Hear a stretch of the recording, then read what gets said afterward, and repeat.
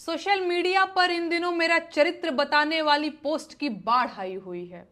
सबको बताना है कि मैं कितनी ज्यादा चरित्रहीन हूं। पूरी क्रिएटिविटी के साथ कीचड़ उछाला जा रहा है। एडिटेड तस्वीरों का पूरा एल्बम घूम रहा है और एडिटेड फोन कॉल से लेकर अफवाहों तक का बाजार खूब गर्म है। कुल मिलाकर सबको मजा आ रहा है। इंटरेस्टिंग बात यह है कि यह सब काम देशभक्ति के नाम पर हो रहा है और मुझे गालियां देकर लोग झटपट देशभक्त बन जा रहे हैं।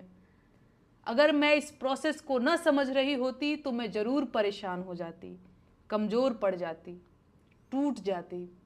लेकिन इन फर्जी देशभक्तों के लिए बुरी खबर यह है कि मैं खूब समझ रही हूं कि इस वक्त मेरे साथ क्या हो रहा है और क्यों हो रहा है। मैं इस सरकार से सवाल पूछ रही हूं, लेकिन सरकार के पास मेरे सवालों का कोई जवाब नहीं है, तो बदले में मुझे गालियां दिलवाई जा रही हैं। सवाल पूछने वाली लड़कियों को रोकने का सबसे आसान तरीका यही तो है, उनके चरित्र पर सवाल उठा दो। बेचारी डर जाएंगी। न डरे तो वैश्या बोल दो, उनके घर वाले डर जाएंगे और उन्हें चुप करा देंगे। फिर भी ना माने तो देशद्रोही और गद्दार बोल दो, FIR दर्ज करा दो, जेल का डर दिखा दो। ये लोग इतने कायर हैं कि सवाल पूछने वाली एक लड़की को बर्दाश्त नहीं कर पा रहे हैं।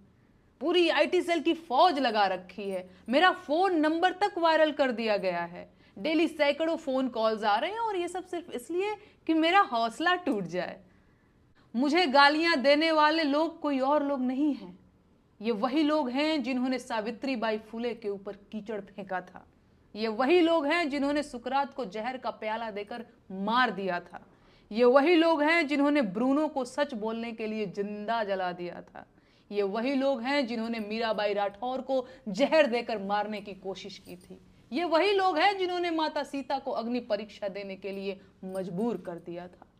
ऐसे मूर्ख और धूर्त हर युग हर जमाने में हुए हैं और मैं इस परिदृश्य को बहुत कायदे से समझ रही हूं। इस जमाने के मूर्ख और धूर्त मुझे चाहे जितना अपमानित करें, प्रताड़ित करें, मैं हारने वाली नहीं हूं। वो मेरा जीवन ले सकते हैं लेकिन मेरा हौसला नहीं तोड़ सकते।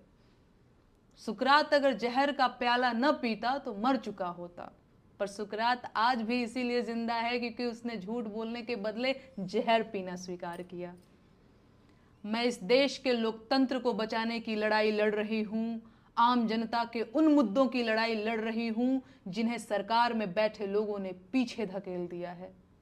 इस देश की जनता को रोजगार चाहिए सर, महंगाई से छुटकारा चाहिए, अच्छे स्कूल और अच्छे अस्पताल चाहिए, अस्पतालों में डॉक्टर और स्कूलों में शिक्षक चाहिए।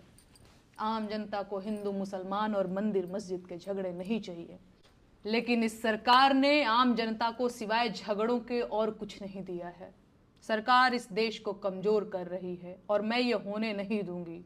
ये देश इस सरकार की जागीर नहीं है और प्रधानमंत्री देश के मालिक नहीं हैं। मैं ये बात 1000 बार बोलूंगी, फिर चाहे इसके लिए मुझे जहर का प्याला ही क्यों न पीना पड़े। इस देश के हाकिम को पता होना चाहिए कि मैं सिकंदर लोदी से नहीं डरती हूं। बाकी इस देश के महिला आयोग से मुझे कोई शिकायत नहीं है। आपकी मजबूरी मैं समझ सकती हूँ।